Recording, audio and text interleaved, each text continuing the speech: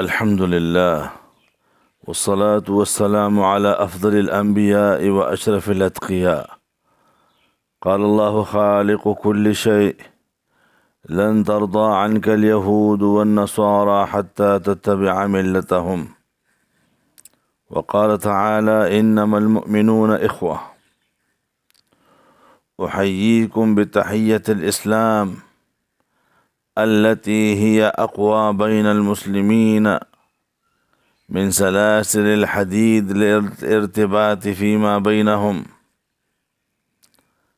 أيتها الأمة الإسلامية، أيها المسلمون، أيها الحكام، يا أمة نبي الملحمة، يا أمة نبي السيف الذي قال لنا ولكم أن الجنة تحت ظلال السيوف.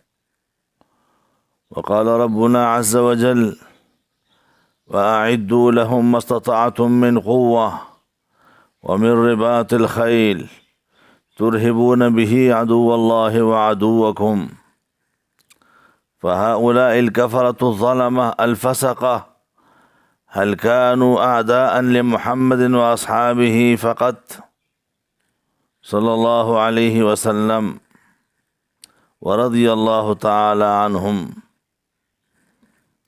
وهل هم أولياؤنا؟ ومن هم الآخرين من دونهم؟ هم يهود بني قريظة وهم المنافقون على اختلاف التفاسير، حيث قال تعالى: لا تعلمونهم. فهؤلاء المنافقون يعلمهم الله. أيها المسلمون، هل يقال لهذه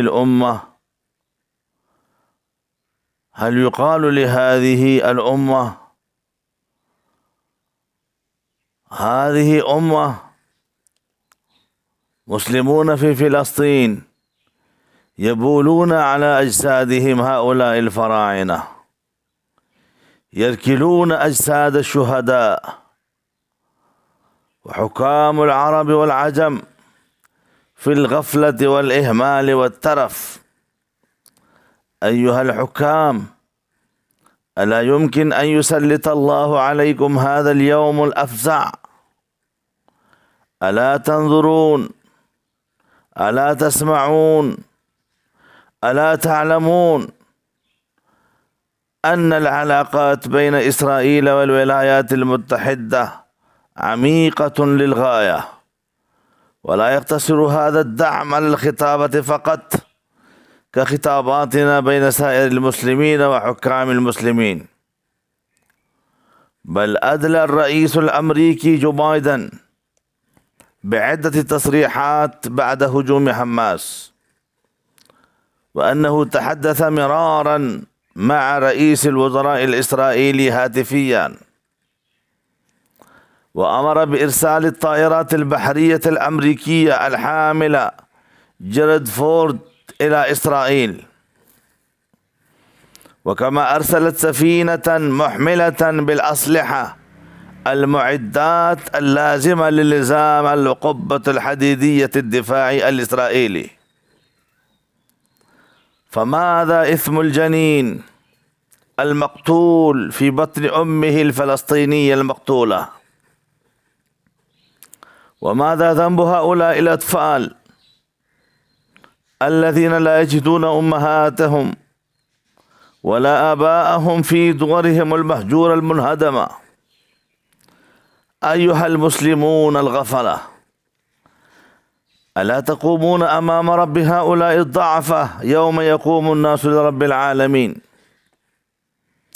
أما تستحيون من محمد صلى الله عليه وسلم الذي أما الأنبياء في المسجد الأقصى في هذه الأرض الميمونة المقدسة؟ أيها المسلمون، أيها المنصفون، أيها العقلاء، إن إسرائيل احتلت فلسطين بالقوة. ليس هذا وطنهم، بل هو وطن المسلمين، وطن الفلسطينيين، وهي الأرض القدس المباركة، هي قبلة المسلمين الأولى. أيها الحكام، ما هو اليوم الذي تنتظرونه بعد اليوم؟ هل بقيت مملكة فرعون؟ وهل بقي مال قارون؟ أين الفراعنة؟ وأين أصحاب المال الكثير والجاه العظيم؟ فهل تبقى ملككم؟ وهل يبقى مالكم وجاهكم؟ كلا وحاشا. ويا حكام أردن خاصة، والشام ولبنان ومصر، أليس عدد نفوسكم 12 مليونا، 7 يهود ل100 مسلم؟ والله قوموا أنتم فيقعدون، والله قوموا أنتم فيقعدون. تحركوا فيموتون، اتفقوا فيبكون. أنتم الأعلون إن كنتم مؤمنين. اطلبوا العزة فيما أعزكم الله. أغيثوا أولادكم ونساءكم ومساجدكم وقدسكم ومدارسكم وعوراتكم ومرضاكم وضعفاءكم وبلادكم وإسلامكم وقرآنكم. إن تنصروا الله ينصركم ويثبت أقدامكم، وإن يخذلكم فمن ذا الذي ينصركم من بعده.